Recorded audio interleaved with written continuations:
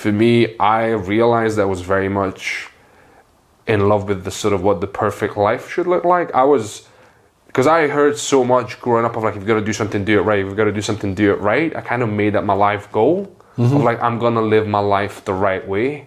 As if there's a right way to live a life. And then my grandma passed away while I was here. And I was like, I had the holiday booked to go see her. She had cancer, but it was like they just found a tumor. I was like, oh, she'll be fine. She's got fucking maybe a year, 2 years to live. She was gone in 5 months. Quick. She was gone in 5 months, right? And I literally missed seeing her by like a week and a half, 2 weeks. That's tight. It's tight. That's tight. And it just fucking broke me, man. Like I was for 1 year, I left my job. I had to go work in a different place because I just couldn't handle it. I would literally it was like I could feel something break in my head with just numbness all over and just tightness. And it's like my brain was cramping up. What age were you? I was 21.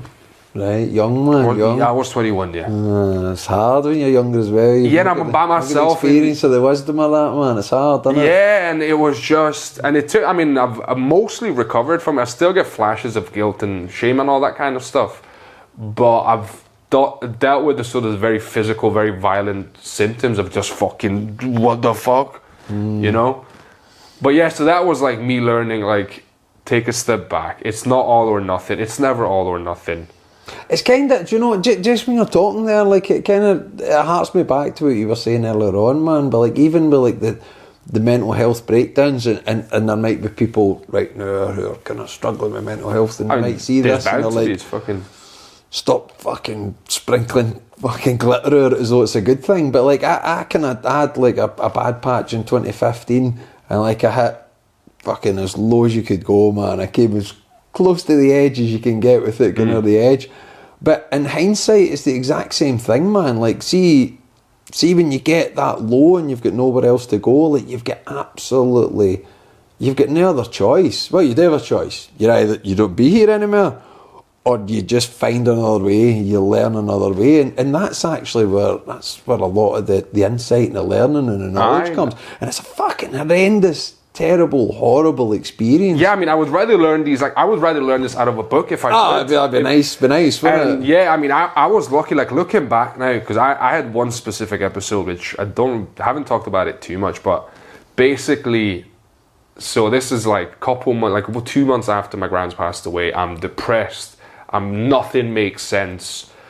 But there's been history of this in my family, so I kind of knew of like, when you feel like this, do not act on it. Like, nothing makes sense. You're fucking like, why am I doing this? Why am I staying alive? It's not real. But just don't act on it, even if you can't see through the fog, right? I'm in this kitchen, right? I'm at the lowest point of my life. Nothing makes sense. I got a knife in my hand, and I just had this urge, which I don't think a lot of people understand about mental health, of like, my whole body was just going like, just end it, just the relief, and it's the metaphor I use is when I have the last slice of pizza. And he heard all of this before, so don't judge him for being like, whatever Silas. But basically, it's like having that last slice of pizza where you have the temptation of just eat it. Like, your body's like, just fucking have the pizza. What's the worst that could happen? That's how I felt about just chucking it all, right? So yeah. And then luckily I didn't, and that's when I kind of went through this journey of mental health and learning how to appreciate every single positive, all the little things, and not being stuck in this rigid mindset of all or nothing, or fucking you gotta win, or if you didn't win, then I heard somebody say that you're either a winner or the second prize is the first loser. It's some of the dumbest fucking shit, man. Like, it's alpha male internet memes, man.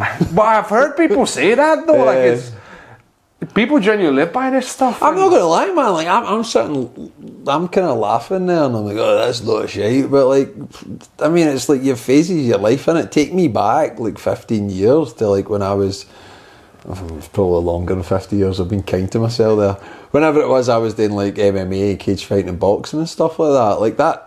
that was the mindset, that was the mentality, man. It was all part of that kind of toxic male culture type thing. I mean, yeah. But, I think, see, for anybody who's in their 20s or their 30s, that's a lot of that's just the way you're wired, isn't it, when you're kind of younger? I don't know if you're wired that way, or that's just what you brought up with. Like, that's what you see around nature, nurture, you. innit, man? Nature, nurture, innit? Like, culture's got a lot to do with it. I think the West of Scotland's particularly... I don't know. I say the West of Scotland's particularly bad like that, like I'm being over the rest of the world, but... There is a lot of that in the West of Scotland, isn't there? Like this. I think you'll find. I mean, we were watching a film yesterday that was based in Finland, and again, you see elements of that macho male culture where you're like, you cry to yourself, you don't fucking let the kid see it, and things like that. And then I know, like, sort of East European culture. I've got friends that are like from sort of Middle East, different countries in the Middle East, and that sort of male, you know. You gotta get it done. Don't fucking leave it to chance. It's you against the world. You gotta win.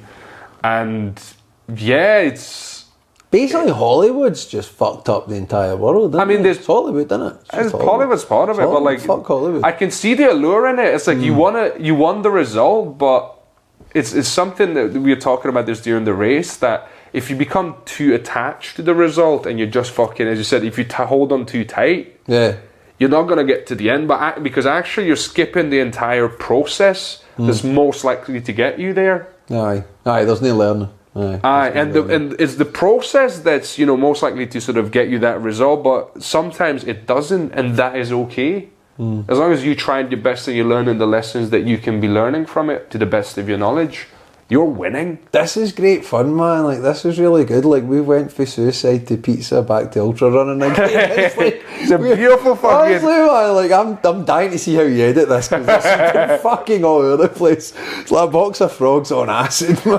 It's just fucking...